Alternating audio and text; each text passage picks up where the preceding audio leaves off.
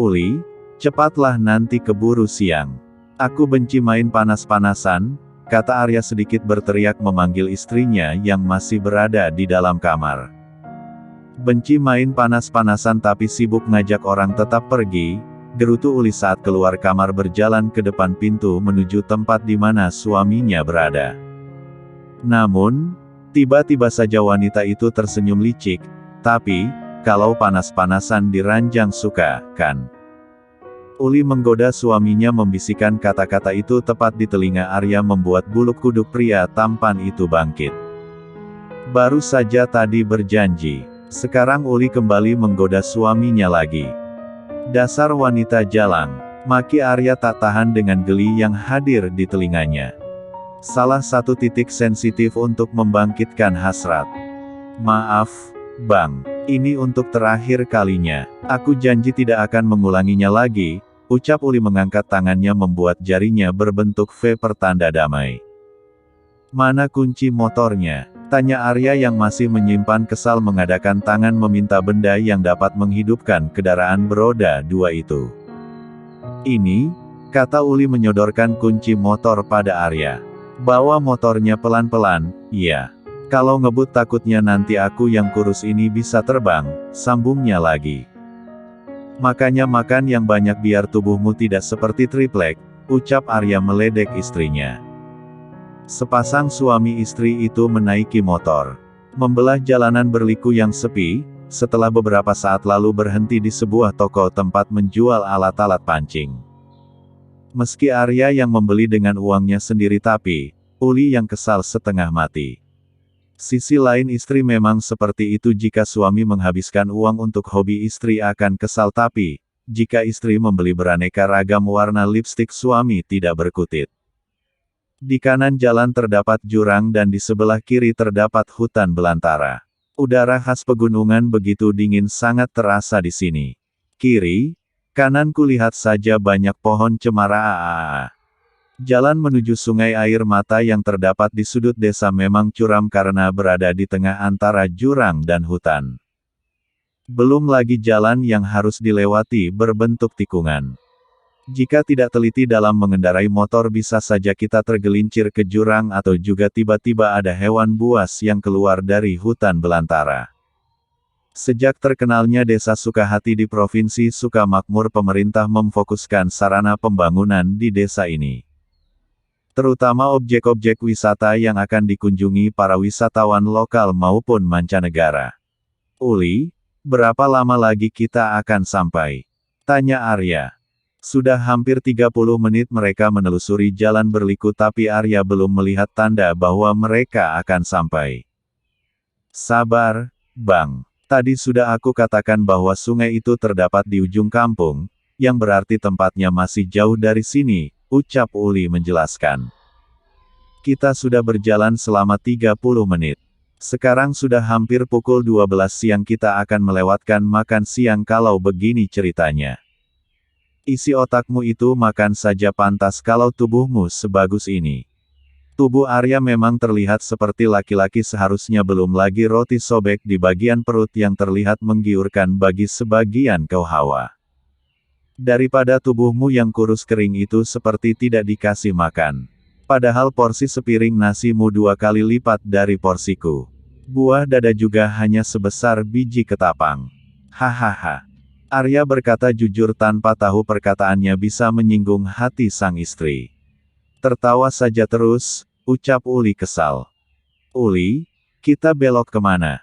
Di depan ada persimpangan, tanya Arya.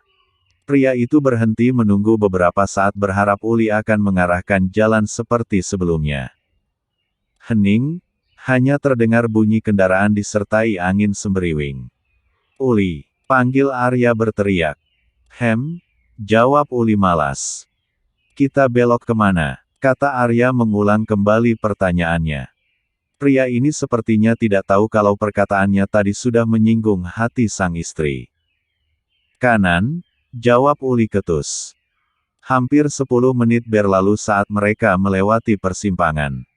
Namun, Uli tidak kunjung bersikap manis padahal di depan sana sudah terlihat sungai air mata. Entah mengapa mendengar perkataan Arya yang mengatakan bahwa buah dadanya sebesar biji ketapang membuat hatinya begitu sakit. Uli, itu sungainya. Aku dapat melihatnya, kata Arya dengan mata berbinar-binar seperti mendapatkan harta karun.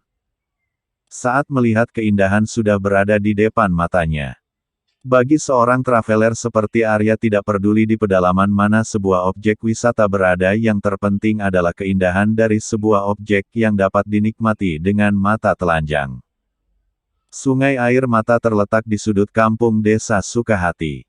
Akses jalan menuju ke sana memang bagus, tapi kita tidak bisa mengakses internet. Wajar saja, tidak mungkin pemerintah membangun tower di dekat hutan yang belum dipenuhi penduduk ini. Sungai yang terletak di bawah perbukitan.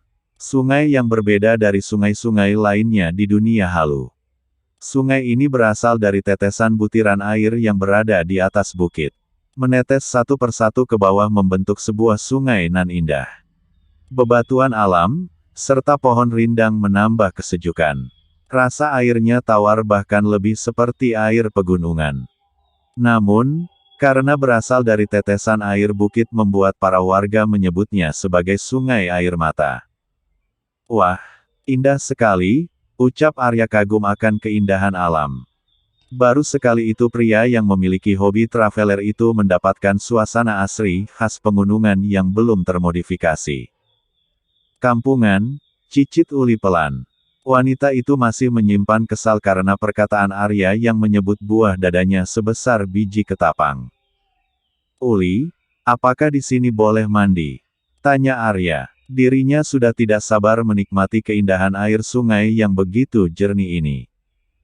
Bahkan saking jernihnya kita dapat melihat pantulan diri kita di atas air. Sudah seperti cermin saja. Kamu mau mancing atau mau mandi? Uli bertanya balik. Dua-duanya, jawab Arya girang seperti anak TK yang dibelikan gulali oleh ibunya. Tanpa membalasa ucapan Uli, Arya langsung menurunkan kakinya di sungai. Bermain air sambil menyiapkan umpan pancingnya. Uli, apa kamu yakin di sini ada ikan emas? Masalahnya aku tidak melihat apapun di air yang jernih ini. Arya berkata setelah mengamati keadaan sungai yang hanya diisi pasir dan batu-batuan kecil itu. Pancing saja dulu. Nanti kamu akan menemukan pertanyaannya, kata Uli sengaja masih belum menceritakan keadaan sungai. Uli duduk di samping Arya yang tengah bersiap memancing ikan emas. Memperhatikan sekeliling sungai.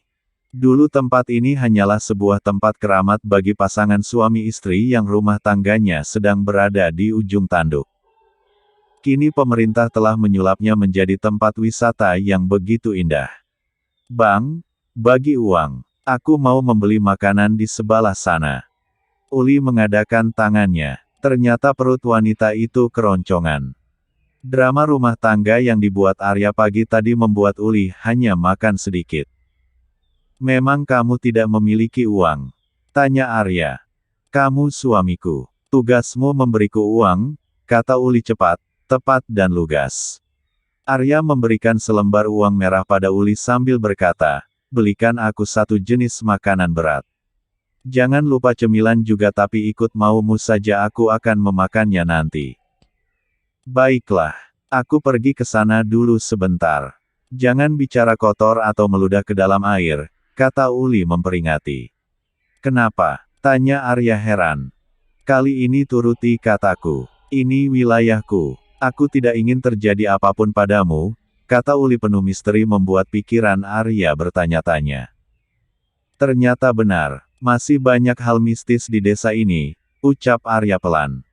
Apa pernikahanku dengan Uli termasuk kategori mistis? Pertanyaan itu terlintas di kepalanya. Kenapa juga aku harus datang ke sini?